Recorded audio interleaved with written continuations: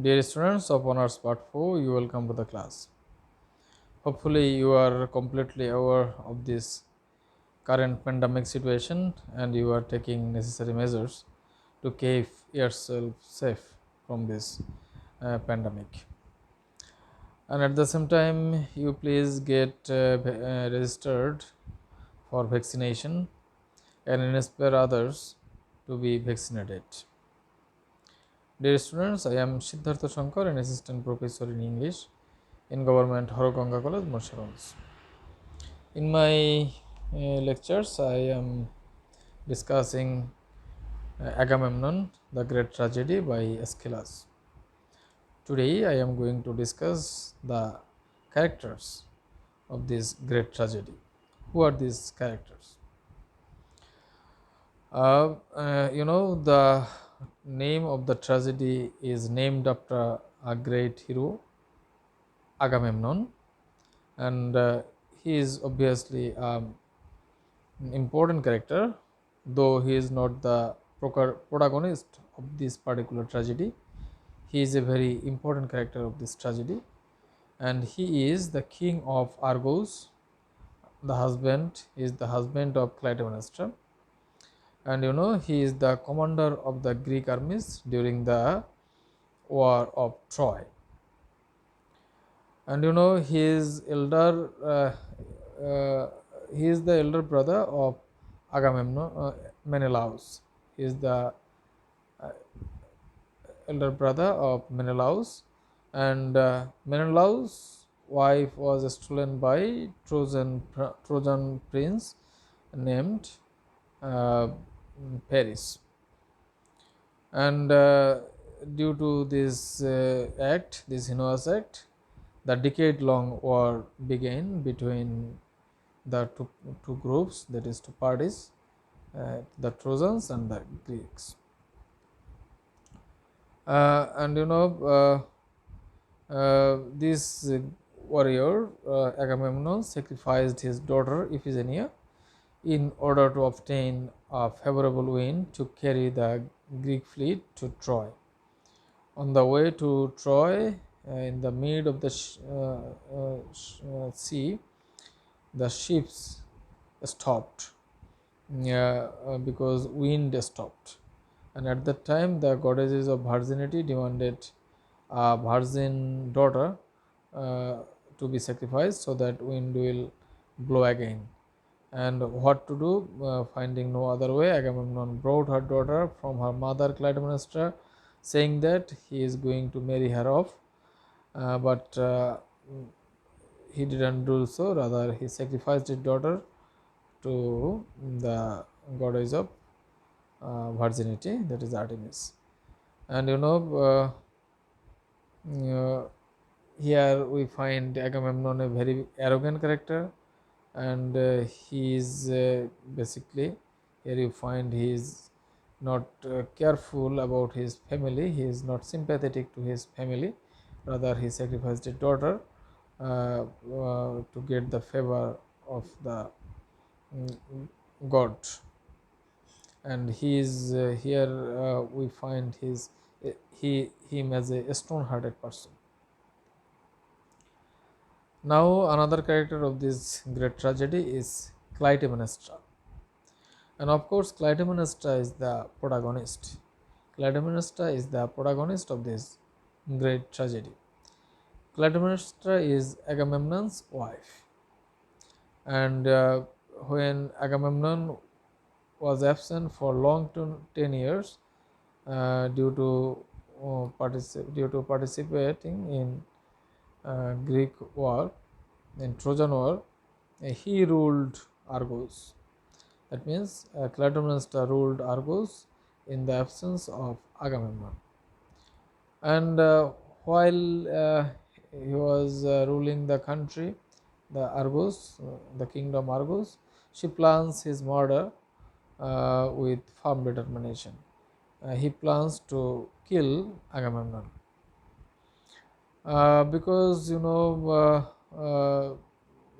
she was very much shocked as her daughter was sacrificed, and here we find him as a beloved mother and very sympathetic mother, and he she wanted to justify the killing of her husband because her husband is a cruel person and has less caring tendency to the family matters. uh, and even after the killing of Agamemnon, she didn't have any sense of guilt, and he actually wanted to uh, take the avenge of his daughter's death. And here we find that he is sympathetic, and at the same time he is a cruel and outrageous stubborn woman. He is he we find his righteousness because his killing is justified as Agamemnon was cruel to the family, and again he had a illegal relationship with Aegisthus. This has a negative side of his character, of her character. uh, and that she made an illicit relationship or illegal relationship in the absence of her husband, so this cannot be justified.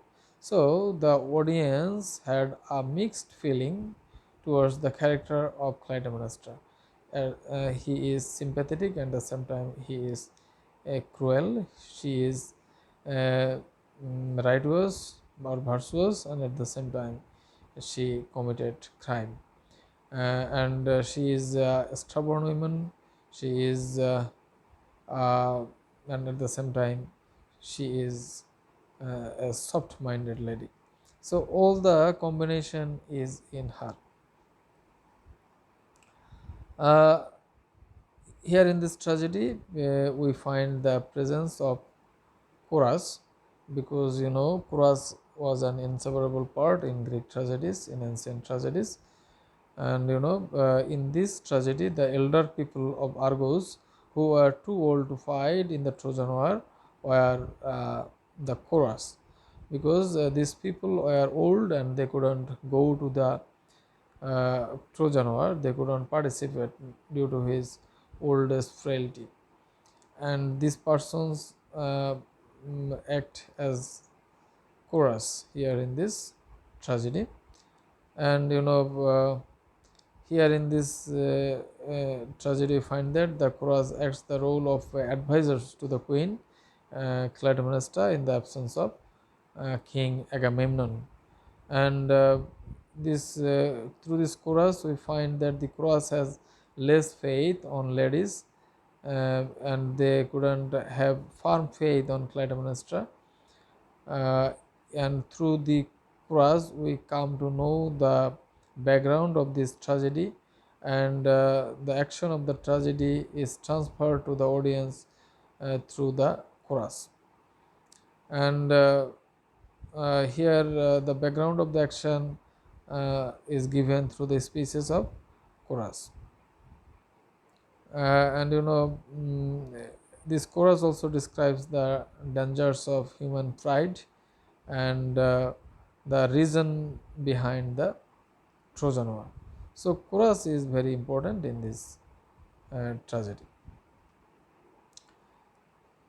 Here in this tragedy we will find another good character, another important character, that is Cassandra. Cassandra, Cassandra is a uh, Trojan priestess, and she was captured by Agamemnon and carried to Argos as his slave and mistress. When mm, the Greeks owned over the Trojans, Agamemnon brought Clytemnestra, the daughter of the king of Troy, Priam's daughter. She was brought as the mistress of Cassandra, and Cassandra had a very good or very surprising quality, that she could she had the power of prophecy, the gift of prophecy that was given by Apollo. But Apollo wanted to carry his child in Cassandra's womb, but Cassandra disagreed with that proposal, and due to that, Apollo was angry with Cassandra, and she cursed him that she will have the power of prophecy, but nobody will believe that prediction. So everybody disbelieves Cassandra's prediction, but Cassandra has the ability to predict. And when she came to the court of Agamemnon, she predicted that Agamemnon is going to be killed, and at the same time she is also going to be killed, but nobody believed her. Here in this novel, here in this tragedy, we find Aegisthus. Aegisthus is Agamemnon's cousins and Clytemnestra's lover. And in the absence of Agamemnon, Clytemnestra uh, had illicit relationship with Aegisthus, and Aegisthus, in the first class, in my first class, I discussed the family curse or hereditary guilt, and there we found that Aegisthus' brothers, two own brothers, were killed and served as food to Agamemnon's father. And here Aegisthus also had the tendency to take revenge over the killing, and she also wanted to kill Agamemnon. Wasman, in this novel we found at the very beginning, in this tragedy at the very beginning we find the presence of a wasman, and she was waiting, or she was assigned to watch for the signals of Troy's fall from the rooftop of the palace. From the rooftop of the palace, he was watching that when the fall of Troy take place.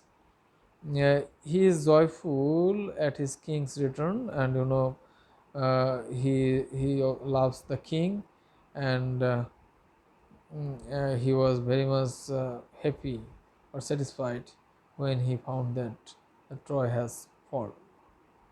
The Trojan War has been ended, and the Greek has won the battle. The herald, and the herald, is the news carrier, and he brings the chorus, the news of Agamemnon's safe homecoming. And he was a very good patriot, and he was ecstatic, he was very much happy to see the victory of the Greeks.